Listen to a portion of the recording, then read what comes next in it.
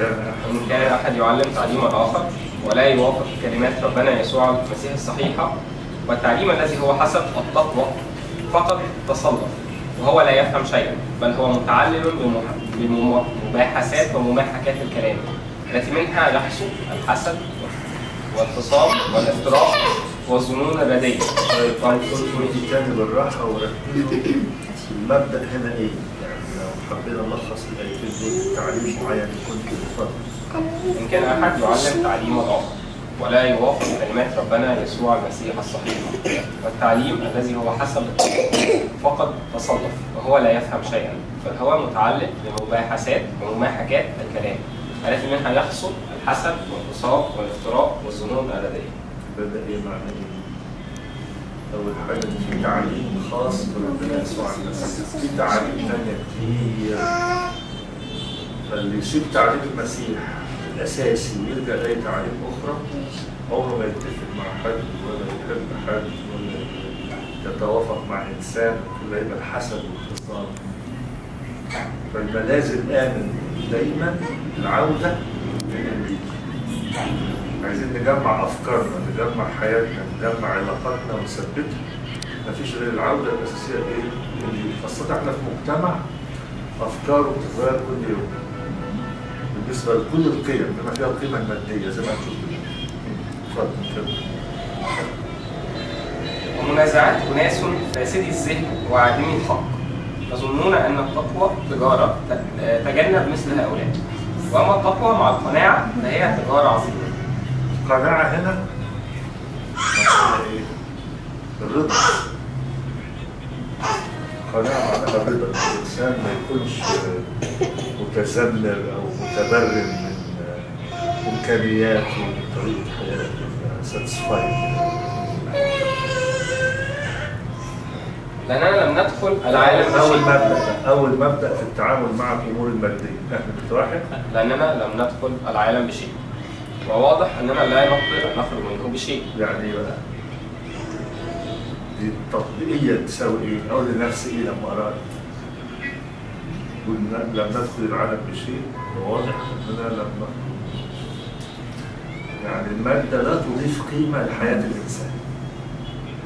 ده هو جه العالم بمنحة حياة ويطلع منها منحة حياة أبدية. ربنا ما اداناش الحياة ومعاه شوية حاجات تانية. القيمة الأساسية هي عطية الحياة.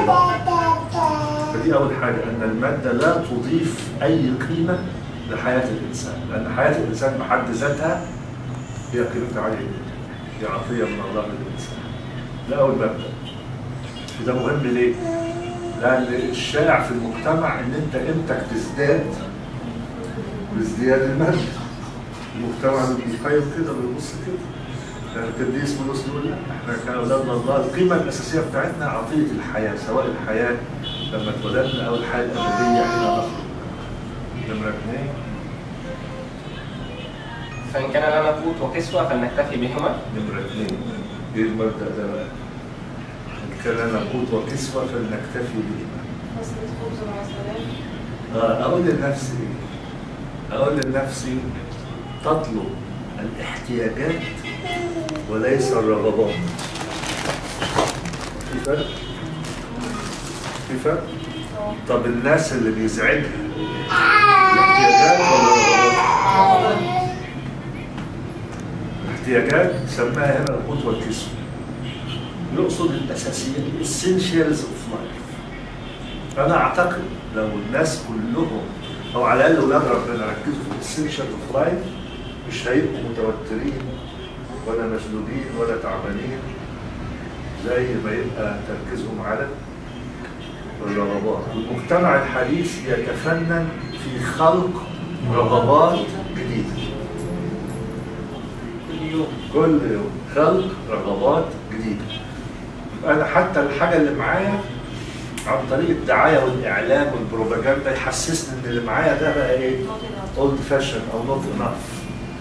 فشوف المبدأ مأمن على كلام القوت والكسوة، نحصل على احتياجاتنا ولا نسعى إلى تحقيق رغباتنا، لأن رغبات الشيطان يلعب بيها. ممكن الشيطان يلعب بالرغبات. حاول كده مع المسيح نفسه. التجربة لما قال أعطيك هذه جامعة إن خررت وسجدت لي. هو قصدك بتتكلم على الرغبات المادية صح؟ طبعا احنا بنتكلم التوبيك بتاعنا علاقتي أنا بالمادة يبقى شكلها إيه؟ نمرة واحد المادة لا تضيف قيمة للإنسان. بنستخدمها. نمرة اثنين اللي هي دي نسعى للحصول على احتياجاتنا وليس تحقيق الرغبات. الرغبات ملهاش سقف. ملهاش سقف. زي عجبني واحد بسيط قوي في امريكا، بس بسيط راجل مصري يعني، ومراته ست بسيطه. فاول ما جم امريكا هي كل شويه تقول بقى مبهوره بقى عايزه كذا عايزه كذا عايزه اروح كذا. لا يا بنت الحاجات دي مش هتخلص، بس احنا هنخلص التعليم. فدايما نركز على احتياجاتنا الاساسيه مش على الرغبات. بعدين أما الذين يريدون أن يكونوا أغنياء فيسقطون في تجربة وفك وشهوات كثيرة غبية ومضرة تغرق الناس في العطب والهلاك. نمرة 3 إيه بقى؟ خدها لنا كده. المبدأ الثالث. وأما الذين يريدون أن يكونوا أغنياء يعني إيه؟ المال لا يجب أن يكون هدفا لطموح الإنسان. لا يجب أن يكون هدف لطموح الإنسان. الذي جاست انه ايه يريدون ان يكونوا، يعني هو مش عارفين هو معاهم ولا معاهمش، بس مجرد الرغبه ان يبقى فيه تطلع مادي. الذين يريدون ان يكونوا اغنياء. الطموحات الماديه. وناس كثيره تقول لك طب ما هو الطموح هو ايه؟ مش لازم ابقى عندي طموح. لا، الطموح في معناه المسيحي تشغيل الطاقات والمواهب مش الحصول على الماده. قطعا تشغيل المواهب والطاقات بيجيب مادة، بس انا الهدف انا حاسس ان عندي وقت او عندي خبره او عندي حاجه ممكن اعملها اكتر واخدم بيها الاخرين اكتر. لكن ان يكون الهدف هو الماده لخطر. الذين يريدون ان يكونوا اغنياء يقول ايه بقى؟ نمرة واحد يسقطون في تجربة وشهوات كثيرة كثيرة غبية ومضرة تغرق الناس العطب والهلاك. شوفوا قد ايه محتاج كلام كتير لمجرد الرغبة. هو ابونا ينفع نعم اتفضل. طب هل النص ده او الآية دي احنا ينفع نفهمها انه اولاد الله غير مدعوون للنجاح او طب وانت ليه ربطت النجاح بالمادة؟ لا، ربطت النجاح بالطموح. الطموح ملوش دعوة بالمادة برضه، انا لسه قايل. ايوه انا سمعت. الطموح الصحي انت عندك خبرة معينة او طاقة معينة او كابابيلتيز معينة او مواهب معينة لازم تستخدميها كويس. واحد بيقرا وبيدرس لازم يدرس يوصل ويحقق نجاحات، عنده خبرات ما يكتمهاش. والنجاح هنا في بعض الاحيان قد يتصل بشكل من الاشكال بالمادة. لا ده مش قد يتصل، ده هو عموما النجاح هيجيب مادة، بس انا عيني اللي بيحركني مش المادة. اللي بيحركني ان انا عارف ان عندي امكانيات ممكن استغلها. دي هتديني موتيفيشن نقط ان انا اخدم الاخرين، ان انا انمي حياتي اللي حواليا. لكن الماده نفسها تبقى هي الطموح وهي النجاح ده خطر. يعني مفهوم ابتدى ينتشر الانسان الناجح هو اللي بيحقق دخل اكتر. ابتدى ينتشر في العالم طبعا. لا، ممكن يكون انسان ناجح بس ماديا على، بس هو انسان ناجح مؤثر في اللي حواليه وفي حياته وحياه الناس اللي حواليه. بعدين لأن محبة المال أصل لكل الشرور الذي إذا ابتغاه قوم ضلوا عن الإيمان وطعنوا أنفسهم بأوجاع كثيرة. ايه المبدأ ده بقى؟ بس هو مبدأ ثابت، يعني أي حد هيحب الفلوس هيوصل لكل نتائج دي. ما احنا هنشوف بقى، ما احنا ده المبدأ اللي بنتكلم فيه. بس قبل دي نقول إن في ارتباط قوي جدا بين الحياة المادية أو المادة وخلاص الإنسان. ما اقدرش أفصل. ازاي؟ أهو اقرا تاني آخر الفيرس ده. لأن محبة المال أصل لكل الشرور الذي إذا ابتغاه قوم ضلوا عن الإيمان وطعنوا أنفسهم بأوجاع كثيرة. والمادة. وعلى فكرة كلمة محبة هنا جاية الأغابي. انتوا عارفين كلمة محبة ليها كلمات مختلفة. الأغابي المحبة اللي هي مبنية على، خدوا بالكم، تقدير قيمة اللي أنا بحبه. دي الأغابي، يعني عشان كده دي مطالبين بيها كمسيحيين، مش المشاعر أو الانفعالات. لكن أنا بدي قيمة عالية أوي أوي للإنسان اللي قدامي كصورة الله، فبعامله على هذه القيمة. فجاية هنا بنفس المعنى، لما بدي قيمة عالية أوي للمال، قيمة عالية في حياتي، فكأني بحبه. فقال لك ده بقى أصل لكل الشرور. والذي إذا ابتغاه قوم ضلوا عن الإيمان وطعنوا أنفسهم بأوجاع كثيرة. ففي اتصال تلاحم ما بين فكرتي وتعاملي مع المادة وخلاص نفسي وحياتي. ما اقدرش افصل القلب. وده حقيقي، لأن المادة هي طريقة من طرق الله للتعامل مع الإنسان. يعني من ضمن طرق ربنا للتعامل مع الإنسان هو المادة، بزيادتها أو بنقصها. الاثنين تعامل من الله على الإنسان. فكل قرار صرف أو تعامل مع المال هو قرار روحي بالأساس، يتعلق بحياتي مع ربنا. ما أنا ممكن أشتري مثلا أقول أي حاجة ب5 قروش أو ب50 أو ب500. زي موبايل مثلا، موبايل ممكن اللي يحدد مش أنا معايا ولا ما معيش، اللي يحدد الاستخدام المطلوب إيه، والحاجة دي توفي هذا الاستخدام بطريقة عاقلة فيها شبع فيها قلب سليم. نعم ليه؟ وعلى فكرة دي محتاجة كلام كتير. محبة المال أصل كل الشهور دي كلمة هي في منتهى الخطورة. في منتهى الخطورة. دلوقتي يا ابونا منتشر بين الشباب والأكبر إن يلبس ماركات، ولو ما لبسش ماركات يبقى ده كده أي كلام. طبعا دي موجودة دلوقتي، انتشرت جدا من الشوز لغاية. بس انتوا المشترك انتوا في البراند اللي هو نفسه مش انتوا. وأرقام بقى فلكية في البراندات. ما هي دي يمشي معاها. بس انا عايزه اقول كده. المبدأ الأول أن المادة لا تضيف قيمة للإنسان.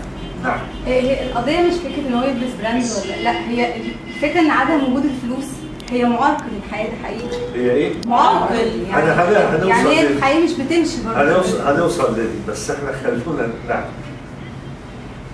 وأما أنت يا إنسان الله. دي واحدة، مع إن حكاية الذين يريدون أن يكونوا أغنياء دي ملهاش دعوة معاك ولا معاكيش، دي مجرد الرغبة الداخلية. يعني ممكن واحد يكون معاه قوي أو معهوش، بس الاثنين واقعين في نفس الفخ. وأما أنت يا إنسان الله فاهرب من هذا، واتبع البر والتقوى والإيمان والمحبة والصبر والوداعة. اهرب، شوف كلمة اهرب يعني حاجة خطر، اهرب منها. جاهد جهاد الإيمان الحسن، وامسك بالحياة الأبدية التي إليها دعيت أيضا، واعترفت الاعتراف الحسن أمام شهود كثيرين.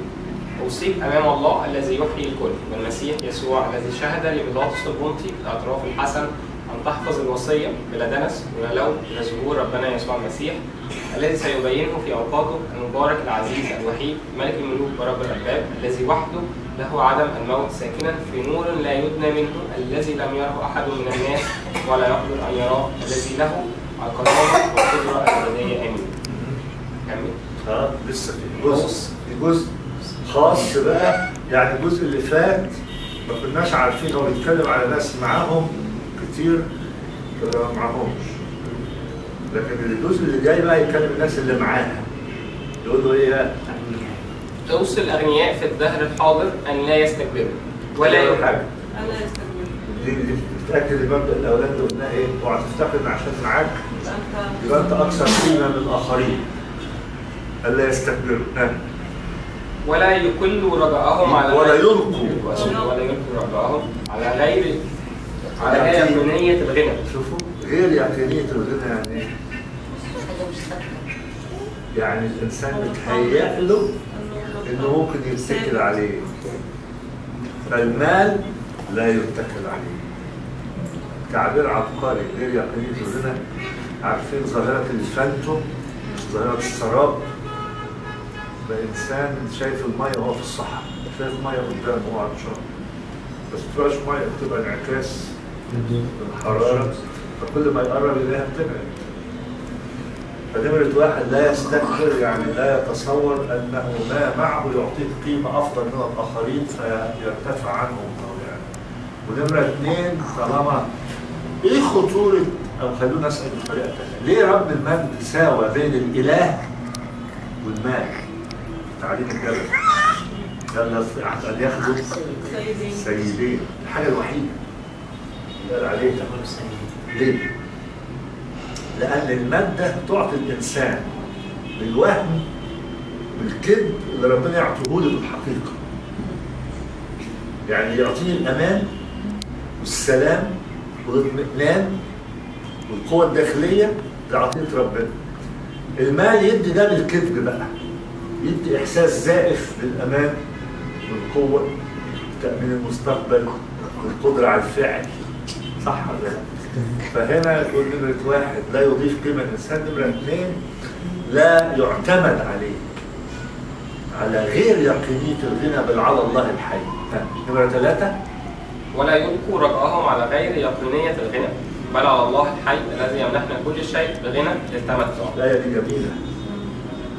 الله يمنحنا كل شيء بغنى للتمتع. في فرق بين واحد بيأكل نفسه وواحد بياكل من ربنا. أي واحد هيشتغل هيجيب فلوس، ربنا مش بيظلم حد، لكن في فرق بين واحد عايش في بيت أبوه هو بيشتغل برضه وبياكل من بيت أبوه، واحد تاني بيصارف البيت. نعم. وأن يصنعوا صلاحا وأن يكونوا أغنياء في أعمال صالحة وأن يكونوا أذكياء في العطاء كرماء في التوزيع. المال يعطى من الله لأجل والبقى تاني دي وأن يكونوا أذكياء في العطاء كرماء في التوزيع. مسؤولية، يعني اللي معاه مال ده ربنا مديهوله مش عشان يقول ده بتاعي ده عشان أذكياء في العطاء كرماء في التوزيع. سمع؟ أغنياء في أعمال صالحة. خدوا بالكم من الكلام، أصل ده كلام خطير كله على بعضه كده، بانوراما. إن الإنسان المسيحي لا يعيش لأجل نفسه. تعجبني آية في حتة تانية يقول إيه؟ لا يسرق السارق فيما بعد. طب عادي كل الأديان أو كل التعاليم تقول السرقة واحدة. فشوف بقى ليه؟ يقول بل يعمل الصالح بيديه كويس كي يكون له أن يعطي بل ليس له احتياج. شوف الحكاية حتى في حتة تانية خالص. لو ابتديت بالأكل الأول يقول لك أنت الأساس مشغول إزاي تشوف المحتاج إيه؟ تديله. فإذا أنت مش بتشتغل طب هتجيب منين تديله؟ فإذا أنا هسرق طب ده الحكاية بقى حدثت في حتة تانية. فنموذج الحياة في التعامل مع المادة مختلف. نعم. مدخرين أنفسهم. أنا الادخار بقى عايز واحد يدخر، يقول أنا معايا أعمل ادخار إزاي؟ يدخر إزاي؟ أساسا حسنا للمستقبل. مدخرين لأنفسهم أساسا حسنا للمستقبل. لكي يمسكوا بالحياة الأبدية. هذه آخر حاجة بس. يمسك بالحياة الأبدية. شوفوا ابتدى بالمال ونهاية الخط هي في الحياة الأبدية. إذا أنا تعاملت معاه بطريقة مسيحية يبقى ده طريقي للحياة الأبدية. إذا أنا تعاملت مع الإمكانيات المادية بطريقة مسيحية يبقى هي دي طريق خلاصي، طريق للحياة الأبدية. اديكم فرصة تعالوا. اعتقد ان احنا ما جاوبناش لسه على السؤال بتاع دي، اللي هو انه لو ما فيش فلوس بتبقى الحياه يعني اغلب لا يلبي احتياجاتي مش رغباتي. ما هو ده لو تسابونا يخلينا ان احنا متلخبطين اصلا، احنا مش عارفين احتياجاتنا ايه ورغباتنا. الاحتياجات وايه الرغبات؟ لان احنا دلوقتي هنتكلم في ظل الظروف الاقتصاديه اللي احنا فيها، احنا ملمسين شويه ان احنا قربنا من احتياجاتنا. فعايزين نفرق ما بين الاحتياجات والرغبات. أنا بس في العهد القديم بقى احنا دي العهد القديم نطلع تسمية 8.